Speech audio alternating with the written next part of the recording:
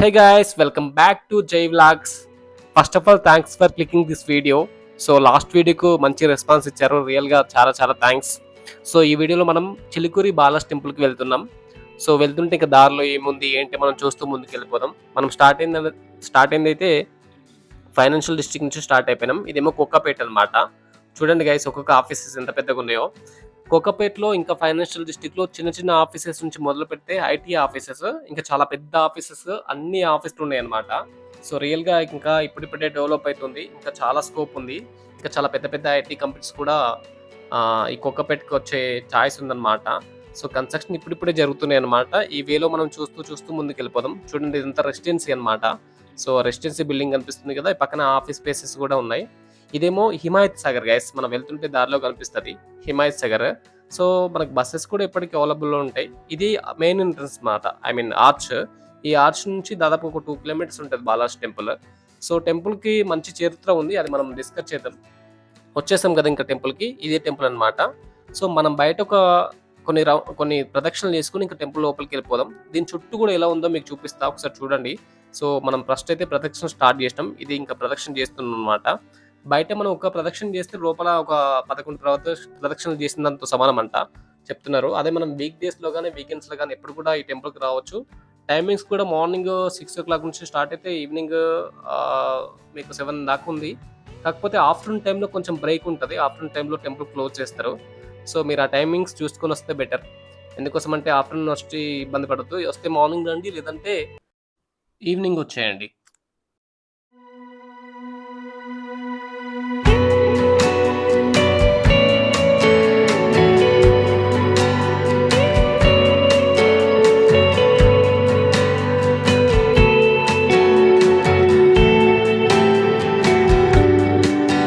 ప్రదక్షిణలు అయితే కంప్లీట్ అయిపోయినాయి. ఇంకా కొబ్బరికాయలు ఉంటే ఇక్కడ కొట్టేసుకొని మనం దర్శనం కోసం టెంపుల్ లోపలికి వెళ్ళిపోదాం.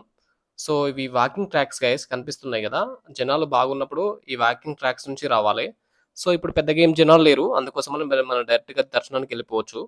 సో నేను చెప్పాను కదా, ఆఫ్టర్నూన్ టైంలో టెంపుల్ క్లోజ్ చేస్తారని చెప్పేసి. ఇంకా ఆఫ్టర్నూన్ అయిపోతుంది, అందుకోసం వీళ్ళు చాలా ఫాస్ట్గా దర్శనానికి అదే మీన్ ప్రదక్షిణలు చేస్తున్నారు.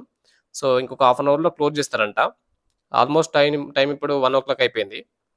సో ఈ టెంపుల్ చరిత్రకు వస్తే, చరిత్ర అయితే చాలా గొప్ప చరిత్ర గైస్. ఎందుకోసం అంటే ఏదైతే చిలుకూరు ఉంది కదా, ఈ చిలుకూరు అనే విలేజ్లో ఒక భక్తుడు ఉండేవాడు. తను నిత్యం ఎప్పుడు కూడా ప్రతి సంవత్సరం ఎవ్రీ ఇయర్ తిరుపతికి కాలినడకన వెళ్ళేవాడంట. దర్శనం కోసం కాలినడకన వెళ్ళేవాడంట. సో తను ఏంటంటే వెళ్తుంటే ఇంకా ముసలతను అయిపోయి తన ఆరోగ్యం ఏదైతే ఉంది కదా, అది క్షీణించిపోయింది. సో అప్పుడేంటంటే స్వయంగా బాలాజీ స్వామి తన యొక్క కలలోకొచ్చేసి, "నేను మీ ఊర్లోనే వెలిసాను, మీ ఊర్లోనే ఉన్నాను, ఒక పుట్ట లోపల ఉన్నా" అని చెప్పేసి చెప్తే, ఆ భక్తుడు మార్నింగ్ ఎళ్లి ఆ పుట్టను ఏదైతే తవ్వితే, సో నిజంగానే దాని లోపల బాలాజీ స్వామి వెలిసి ఉన్నాడనమాట. అప్పటినుంచెల్లి ఇంకా వీళ్ళు చిన్నగా గుడి కట్టేసి పూజలు అవి చేయడం స్టార్ట్ చేశారు. దర్శనం అయిపోయి ఇలా బయటికి రాగానే చూడండి, షాపింగ్ చేయడానికి ఇవి ఉన్నాయన్నమాట. చిన్న చిన్న విగ్రహాలు, దేవుడి విగ్రహాలు, కొన్ని కీ చైన్స్ ఇటువంటివి ఇక్కడున్నాయి.